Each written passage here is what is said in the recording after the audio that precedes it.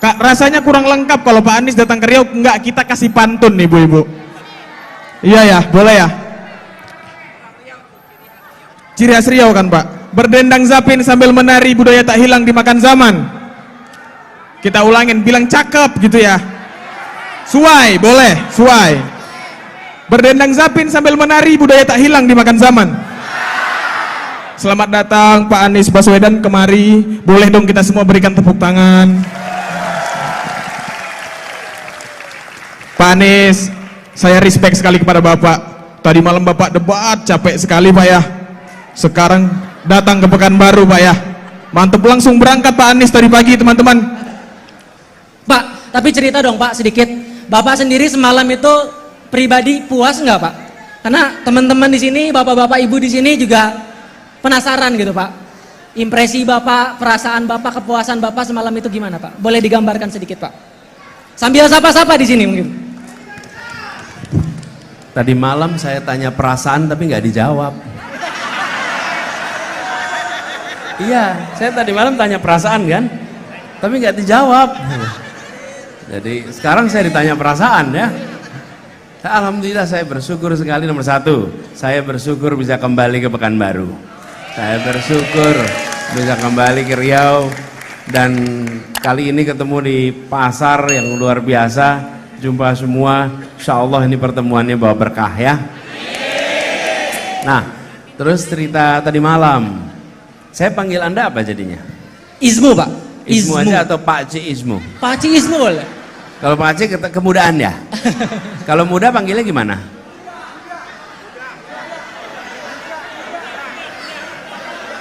Bujang. Panggilnya apa? Masa Ismu sendiri malah bingung? Iya.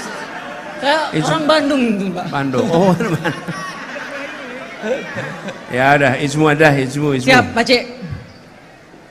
Dia lanjut. Saya tadi malam bersyukur karena tadi malam itu kesempatan bagi kami untuk menyampaikan gagasan, menyampaikan cara berpikir, cara memutuskan, bahkan menyampaikan prinsip-prinsip di dalam berurusan dengan masalah-masalah.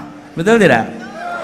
Jadi kami bersyukur bisa melakukan itu dan saya rasa masyarakat pun bisa menilai, masyarakat bisa membandingkan. Betul kan? Betul. Jadi bukan tampil sendiri tiga-tiganya. Dan saya bersyukur alhamdulillah tadi malam berjalan dengan baik. Alhamdulillah. Lancar. Tadi malam sampai agak panjang. Mudah-mudahan yang di sini nonton juga merasa puas tadi malam. Ya. Tuh dia, tepuk tangan. Pak, tadi saya lihat rombongan Bapak ini ramai betul Pak ya. Nih tadi saya lihat ada putrinya idola ayah saya Pak. Ada Mbak Ciki Fauzi. Ya, Mbak Ciki Fauzi ini seniman, musisi, dan entrepreneur. Satu cerita Pak yang menarik, ya betul, putrinya Ikang Fauzi. Ya, Mbak ini punya platform namanya Cikigo. Cikigo itu banyak bantu menyuarakan mengenai Palestina. Tepuk tangan dong buat Mbak Ciki. Jaketnya juga keren. Jaketnya juga keren. Jaketnya keren. Itu. Pak Anies. Dipakai kan ini? Ada yang Palestinanya yang ini? Yang ini enggak? Oke. Pak Anies sudah siap didesak Pak Anies? Kita tiap waktu didesak. Lebih dari siap berarti ya. Tapi Pak, iya, saya bersyukur. Kenapa? Ini adalah kesempatan yang mudah-mudahan saya bisa dapatkan banyak. Kesempatan untuk saya mendengar dari ibu bapak sekalian. Karena kalau soal bicara, menjelaskan sudah sering. sudah jago. Tapi lagi di pasar begini saya ingin mendengar malah. Betul. Dari ibu-ibu semuanya. Umumnya ibu-ibu. Ada bapak-bapak juga kan? Ada. Siap. Yuk. Oke. Pak Anies bilang tadi Pak justru ingin lebih banyak mendengar. Begitu ya?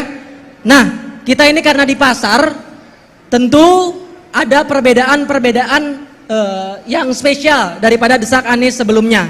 Pak Anies juga sebagai seorang pemimpin yang selain harus jago bicara, tapi juga jago mendengar. Maka dari itu, langsung saja kita masuk ke segmen pertama, dengerin Nis. Ya, sekali lagi saya ulangi, karena ini kita berada di pasar ya. Pasar Sail Pekanbaru, Pasar Sail Indah Pekanbaru. Nah, bicara tentang Pasar Sayil Pekanbaru ini Pak, ini punya histori yang indah seperti namanya. Jadi dulu ketika didirikan, saya dapat cerita bahwa Pasar Sayil ini dapat titel sebagai pasar terbaik satu Sumatera, betul ya? Jadi teladan tahun 2000-an awal.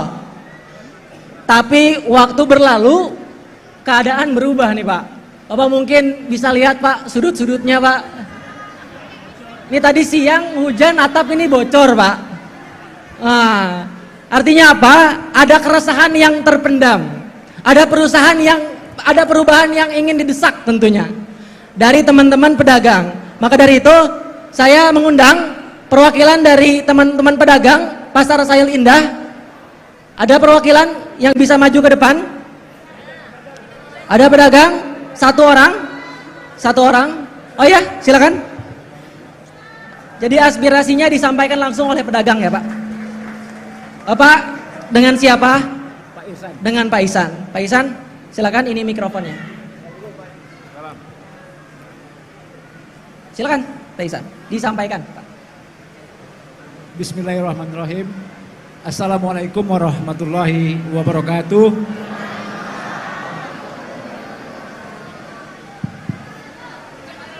Izin Pak Anies, perkenalkan nama saya Irsan. Berkebetulan saya dipercaya sebagai Ketua Pedagang Pasar Sayil pada saat ini. Pertama sekali kami mengucapkan selamat datang kepada Pak Anies beserta rombongan. Benar sekali seperti apa yang disampaikan oleh pembawa acara tadi, bahwasanya Pasar Sayil di mana tempat kita berdiri, kita berkumpul pada saat ini, pernah berpredikat sebagai pasar tradisional terbaik, sebagai pasar tradisional percontohan se-Sumatera. Alhamdulillah. Namun Pak Anies, ini ada cerita sedikit Pak Anies. Seiring berjalannya waktu, lebih kurang beberapa tahun ke belakang Pak Anies, keanjlokan, kemerosotan itu terjadi Pak Anies. Sementara kami di sini masih banyak pedagang yang berharap, yang menggantungkan nasib di pasar ini Pak Anies. Mungkin saya tidak akan memaparkan seperti apa penyebab, apa yang membuat ini terjadi. Pak Anies kan cerdas orangnya. Pak Anies yang berpikir, kami tolong bantu kami. Kami tidak bisa lagi untuk mengatakan begini begitu. Sudah puas Pak Anies. Memang pada saat ini pengelolaan pasar di bawah, sepenuhnya di bawah naungan Pemko, dalam hal ini Dinas Perindustrian. Namun pada sampai saat ini kami masih saja seperti ini Pak. Pedagang kami lebih kurang 70% sudah meninggalkan pasar. Pengunjung kami juga sudah kehilangan pengunjung pasar. Ya barangkali Pak, banyak faktor yang menyebabkan hal tersebut, di mana maraknya pedagang liar, maraknya pasar kaget, swalayan dengan semena-mena berdiri di depan kami Pak. Tolong bantu kami. Pada kesempatan ini saya juga ingin mengatakan bahwasanya Pak Anies, kami mendesak Pak Anies pada kesempatan ini, bagaimana Pak Anies bisa mengembalikan setidaknya Pasar Sayil ini kembali seperti dulu lagi. Karena kami tetap ingin, berharap mencari nafkah, mencari rezeki, menghidupi keluarga kami di sini Pak Anies. Seperti yang tertulis di belakang Pak Anies, kita tengok kalimat pasar tulang punggung perekonomian rakyat. Ya. Jangan biarkan kami kurus kering, tinggal tulang. Baik Pak Ihsan, terima kasih Pak Ihsan. Presiden dulu. Ya, silakan Pak Ihsan. Pak Anies dijawabnya nanti ya. Iya. Selain Pak Ihsan.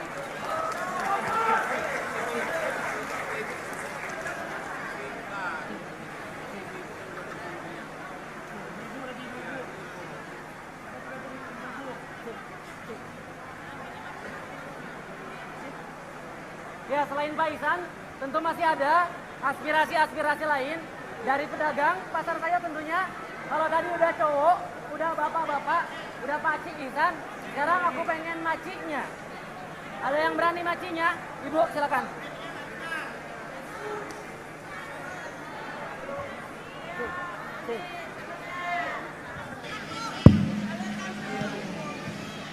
Cek, silakan.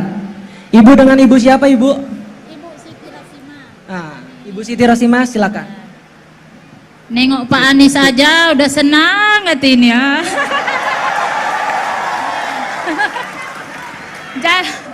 Jadi lupa mau nanya apa. Ya, hidup Pak Anies ya.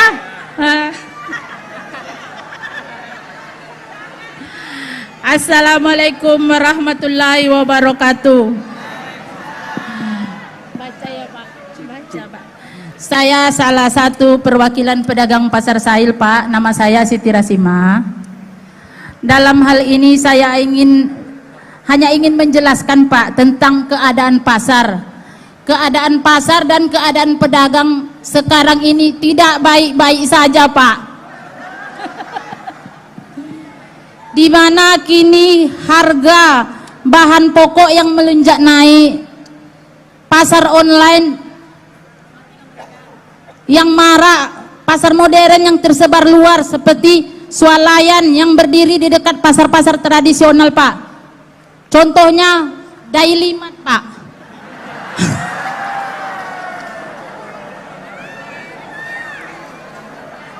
Semenjak berdirinya Daily Mart itu Pak, 70% kami mati di sini Pak. Kami sudah mengadukan ke aparat-aparat semuanya Pak. Tidak ada yang berani membongkar perizinan Daily Mart itu Pak. Sampai sekarang harapan kami semoga Bapak duduk biar bisa Bapak membongkar perizinannya itu Pak. Ya. Oke. Seandainya Pak Anies terpilih menjadi Presiden RI 2024-2029, apa program Bapak untuk meningkatkan dan menghidupkan kembali pasar tradisional, terutama pasar tradisional di Pekanbaru ini Pak? Ya. Terima kasih. Terima kasih. Izin foto dulu ya. Nanti aja Ibu, nanti belakangan ya, belakangan. Enggak apa-apa. Aduh.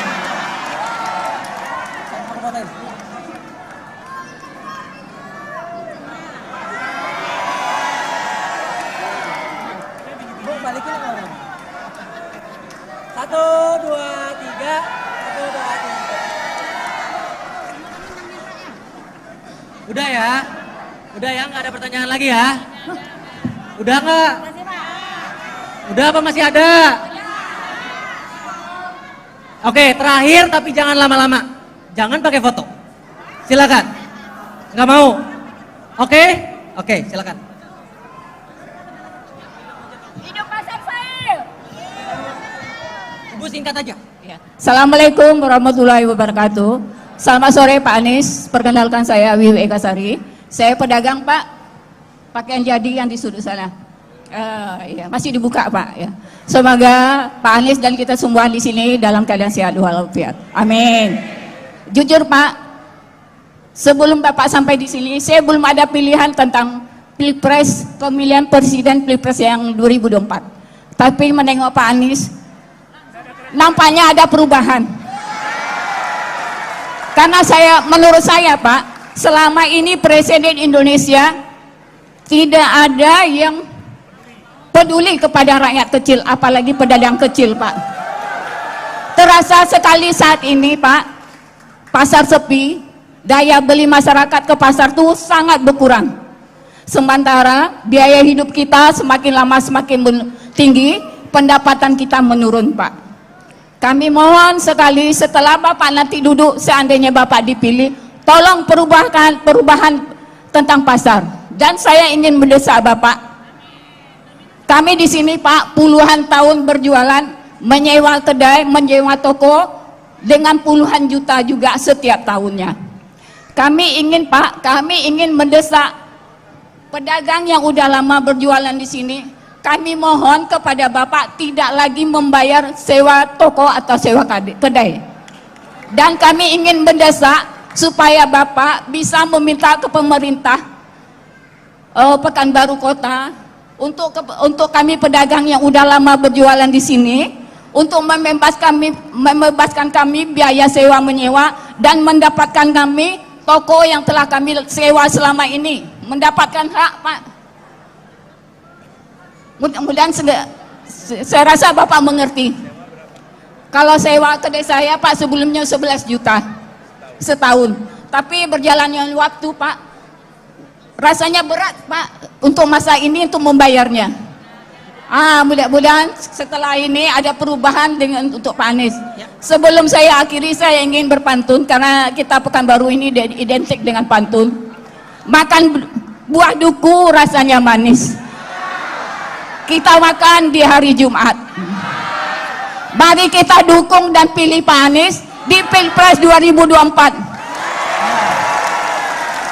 Karena saya udah berubah pikiran, karena saya udah berjumpa dengan Bapak, saya tetapkan hati saya untuk memilih Pak Anies. Baik Ibu, terima kasih banyak. Silakan. Udah difotoin banyak. Bu.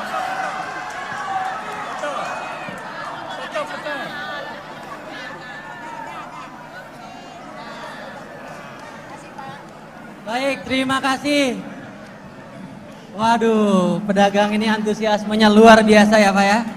Sulit sekali mengatur pedagang ini. Oke, tapi poinnya Pak Anies sudah catat semua. Tadi Pak Anies sudah mendengar aspirasi, keresahan, dan harapan-harapan dari teman-teman pedagang. Tapi tahan dulu Pak responnya, nanti sekaligus. Pak Anies sudah punya jawaban? Sudah siap Pak Anies? Kalau sudah siap, kita masuk ke segmen kedua. Gimana Nis? Menjelang akhir tahun, harga-harga bahan pokok itu naik nih Pak, hampir semua ya. Saya punya data, harga per kilogram daging sapi itu 147.000. Cabai merah keriting 78.000. Bawang merah 32.000. Minyak goreng 16.000. Apalagi nih yang belum disebut? Wah. Naik semua pokoknya ya. Nah Pak, gimana nih strategi Bapak untuk menjaga harga kebutuhan tersebut agar kedepannya bisa stabil, agar pedagang ini bisa untung terus, begitu Pak? Silakan dijawab dalam waktu 2 menit. Iya, ini kayak debat tadi malam ya. Nggak apa-apa. Kalau jawabnya 10 menit nggak selesai nanti urusannya ya. Jadi terima kasih. Pertama, kita mengalami tahun baru, lebaran, itu tiap tahun. Bukan sesuatu yang mendadak, betul kan? Jadi sebenarnya langkah yang harus dikerjakan adalah menyiapkan sejak awal bahwa akan ada lonjakan permintaan di bulan Ramadan menjelang lebaran, apalagi ketika saat lebaran. Lalu yang kedua, ketika akhir tahun juga akan ada lonjakan, sehingga produksi ditingkatkan sejak awal. Yang problem selama ini adalah produksinya tidak disiapkan untuk lonjakan permintaan. Padahal semua tahu yang namanya restoran, kemudian pasar, Ramadan itu pasti penjualannya lebih tinggi daripada hari biasa, betul kan? Namanya sih puasa, betul kan? Kenyataannya konsumsinya lebih besar, betul kan? Dan itu sesuatu yang terjadi. Jadi saya ketika dulu mimpin Jakarta, saya sempat bilang, ini aneh ini. Kita jelas-jelas tiap tahun ada puasa, tiap tahun ada lebaran, tiap tahun akhir tahun, tapi kita produksi rata. Terus ketika ada lonjakan permintaan, kita impor. Betul kan? Nah, jadi strateginya ini tidak bisa dikerjakan oleh pemerintah daerah, harus pemerintah nasional. Meningkatkan produksi mengikuti siklus permintaan, bukan rata seperti biasa. Yang kedua, caranya bagaimana? Membuat bahasa yang biasa resminya namanya kontrak farming. Tapi kalau bahasa yang kita gunakan ini pakai bahasa Indonesia, kita biasa sebut jaminan pembelian panen atau kontrak pembelian panen. Jadi petani ketika mereka bercocok tanam, dia sudah memiliki kontrak bahwa akan ada yang membeli hasilnya. Sehingga selama dia bercocok tanam, dia tenang. Itu namanya kontrak hasil pertanian. Nama resminya kontrak farming. Bukan buruh kontrak, tapi petaninya. Kami sudah mengerjakan di Jakarta. Apa yang terjadi? Petani itu membentuk, kan ada Gapoktan ya, gabungan kelompok tani. Kita berkontrak dengan mereka selama 5 tahun. Jadi selama 5 tahun petaninya hidup tenang, karena dia tahu akan ada DKI yang membeli hasil pertanian. Dengan kontrak itu dia bisa kredit alat-alat pertanian. Dengan kontrak itu dia bisa, kalau ada kebutuhan pupuk, kebutuhan kimia, dengan mudah dia mendapatkan pinjaman. Kenapa? Karena ada kontrak yang akan membeli. Nah, dengan cara begitu maka kebutuhan kami nih wilayah bisa dibuat sesuai dengan produksi. Jadi itu yang kita bisa kerjakan. Dengan cara begitu insya Allah kita akan bisa menangani lonjakan harga sehingga semuanya menjadi lebih stabil. Gitu ya. Baik. Oke, pertanyaan kedua Pak Anies. Nih Pak, tadi ada cerita juga dari Bu Wiwi ya kalau nggak salah ya. Nih pasar sepi, awalnya akibat COVID ya, akibat pandemi. Tapi buktinya setelah pandemi juga masih sepi aja. Berarti ada satu hal lain yang terjadi. Nah kebiasaan masyarakat ini berubah sekarang. Pada suka belanja online katanya Pak. Akibatnya pasar-pasar tradisional yang fisik ini jadi sepi. Nah kira-kira Pak Anies punya solusi nggak Pak? Supaya pasar tradisional ini bisa ramai lagi ke depannya. Gimana Pak? Ya, pasar tradisional tidak boleh mati, harus dirawat, dikembangkan, dan itu ciri dari bangsa kita, ya. Dan di pasar tradisional itu terjadi interaksi lebih dari sekedar transaksi rupiah, kan saling kenal, betul tidak? Antara pedagang dengan penjual juga, walaupun ketemu tiap waktu, tawar-tawaran terus tiap waktu, benar tidak? Disitulah kemudian ada ikatan kebersamaan. Jadi pasar tradisional itu bukan sekedar tempat jual beli barang, ini adalah simpul persaudaraan dalam masyarakat. Itu pasar tradisional. Nah, ini harus dilakukan modernisasi. Jadi kalau tadi diceritakan pasar Sail ini dulunya termodern, dulunya terbaik, tapi barangkali tidak mengikuti perubahan tuh. Akhirnya menjadi seperti sekarang yang dipandang tertinggal. Apa yang dilakukan? Pasar tradisional dijaga, tapi dilakukan perapian. Kami mengerjakan di Jakarta tanpa menggusur, tanpa memindahkan pedagangnya. Jadi tetap pedagang di situ. Tapi pasarnya dibuat rapi. Dan ciri pasar yang rapi, saya sering katakan, kalau datang ke pasar ya rapi apa? Tidak ada aroma. Begitu tidak ada aroma, artinya pasarnya bersih, rapi. Dan ini harus kita kerjakan, melakukan upgrade, peningkatan kualitas pasar supaya tetap ada pasar tradisional tetapi lebih modern, lebih rapi. Dan itu artinya pemerintah alokasikan anggaran yang cukup untuk bisa melakukan revitalisasi pasar, tapi jangan pasarnya direvitalisasi, pedagangnya dipindah. Kalau itu bukan revitalisasi, itu namanya pemindahan pedagang. Yang kita lakukan revitalisasi. Dengan begitu mau tidak mau kita harus mengikuti perubahan zaman. Kalau tidak ketinggalan. Begitu jawabnya. Jadi yang fisik dijaga, yang online juga bisa untung gitu Pak ya? Ya. Jadi adil. Baik, itu mungkin sesi yang membahas soal isu pasar dan ekonomi. Tapi kita masih punya banyak sesi. Pak Anies tentu masih semangat Pak Anies? Siap. Sesi berikutnya akan makin panas. Saya kasih saran ke Pak Anies untuk bisa kontrol emosi. Pak Anies, karena tadi malam emosian itu trending di Twitter Pak. Kata emosian itu trending. Ada yang emosi? Ada Pak yang emosi. Tapi saya nggak tahu siapa ya Pak. Aduh. Langsung aja karena Pak Anies sudah siap, kita masuk ke segmen 3 Jawab Nis. Ini kalau boleh di sini duduk dong, kasihan yang belakang nggak bisa lihat. Duduk. Nggak apa-apa di sini tapi duduk biar yang belakang bisa lihat. Anda juga jadi nggak capek, ya. Ayo duduk.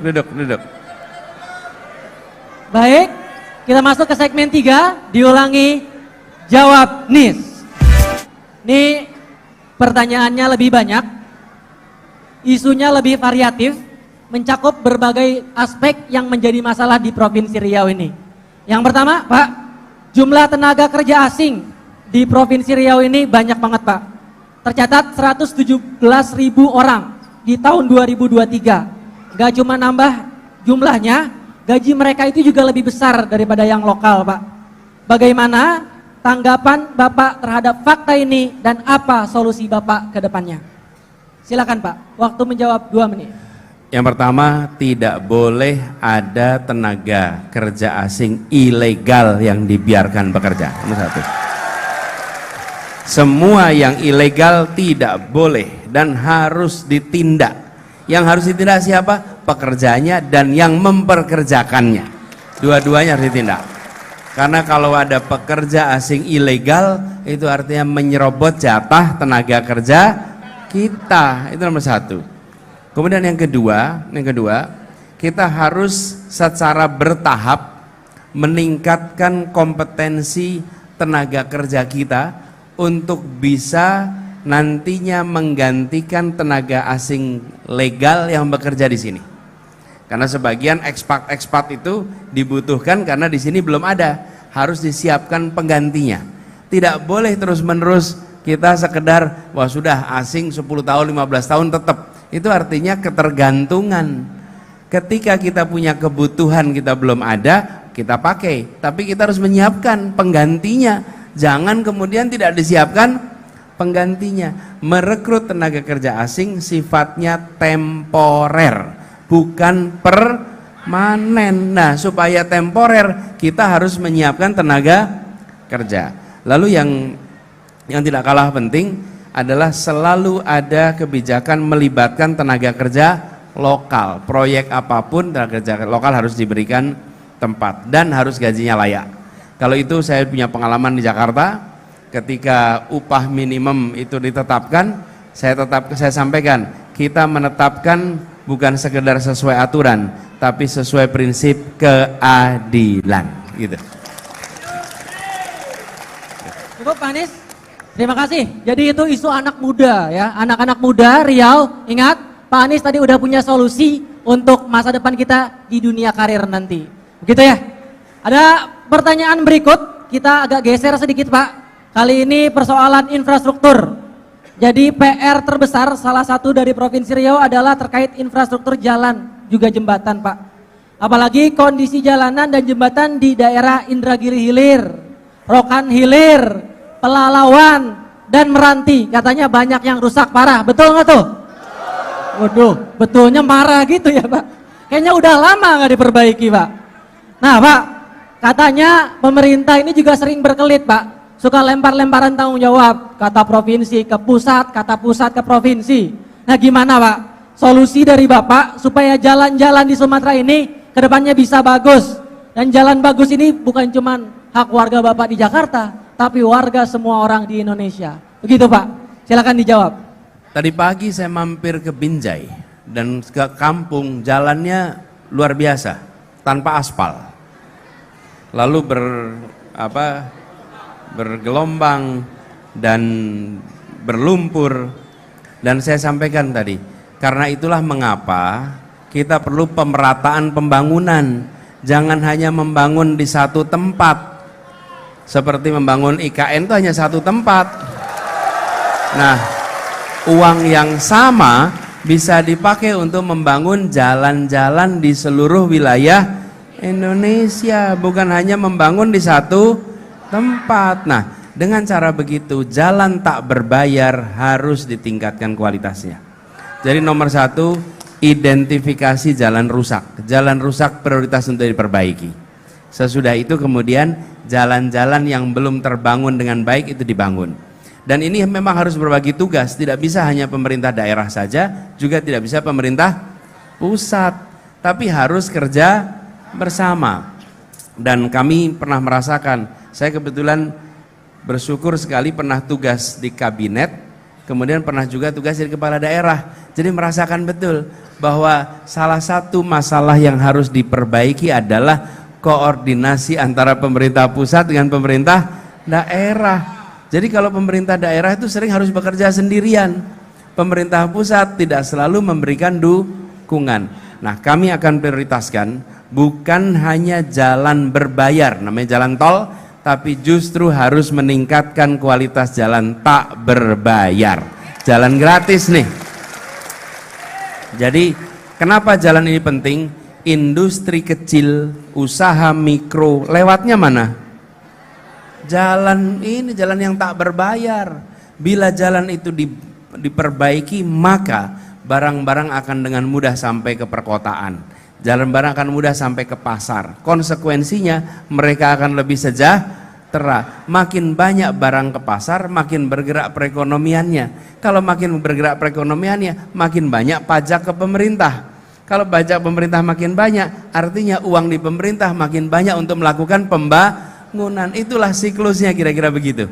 Ya, makasih. Baik, Pak Anies. Tadi soal pasar udah, tenaga kerja udah, infrastruktur udah, tapi masalah masih banyak, Pak.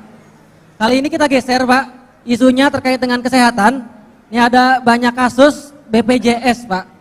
Di Provinsi Riau itu katanya pelayanannya beda banget dengan bayar sendiri, Pak. Administrasinya ribet, birokrasinya juga sulit, begitu Pak faktanya. Kira-kira Pak Anies punya solusi nggak Pak supaya layanan BPJS ini bisa lebih bagus lagi? Ya. Nah ini pertanyaan dari Instagram Pak. Dari Jadi, Instagram. dari Instagram, Oke. dari anak Riau. Silakan Ya. Pak. Di sini acungkan tangan yang pernah mengalami kesulitan ketika ke rumah sakit. Banyak Pak. Di belakang juga ada Pak. Semuanya. Hampir semua. Banyak ya. Apalagi penyandang disabilitas ya. Begini Pak sekalian. Ini persoalannya tidak bisa hanya diselesaikan oleh satu pikiran. Kenapa? Menurut saya ini adalah masalah mendasar yang harus diperbaiki segera. Pelayanan kesehatan kita, khususnya bagi pengguna BPJS, seringkali dirasakan lebih rendah dibandingkan non BPJS. Padahal semuanya dari rakyat Indonesia, semuanya berhak mendapatkan pelayanan kesehatan yang baik, yang berkualitas, sehingga datang ke tempat pelayanan kesehatan pulang itu bersyukur, bukan datang pulangnya makin sakit, makin miskin. Itu berat itu. Jadi karena itu kami sudah menyiapkan Bapak sekalian, bila ini menjadi PR kita akan membuat sebuah sistem yang tidak merugikan bagi semua. Tapi harus bicara dengan siapa? Dokter diajak bicara. Harus. Pengelola rumah sakit diajak bicara. Tenaga kesehatan diajak bicara. Kemudian pasien diajak berbicara. Kemudian pemerintah diajak bicara, baik pusat maupun daerah. Duduk bersama-sama menata ulang sistem ini supaya BPJS bisa jalan tapi pelayanan juga baik, termasuk untuk dokternya, termasuk untuk perawatnya, karena mereka pun hari ini merasakan tekanan yang sangat besar.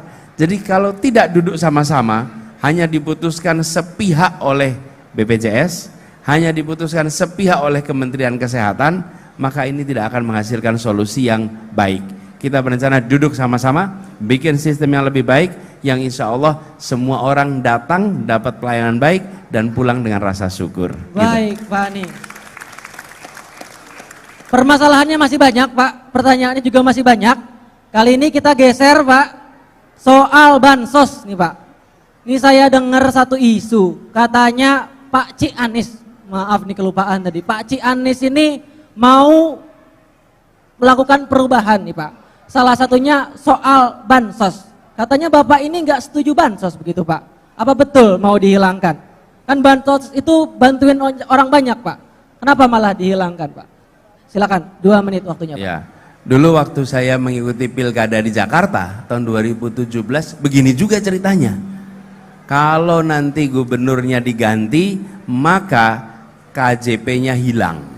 KJP itu kartu Jakarta Pintar, hilang. Jadi digosipin. Sekarang juga gitu. Kalau perubahan bansosnya hilang. Oh nggak hilang, nggak hilang. Malah saya tunjuk ini. Nih, nanti akan ada bansos plus.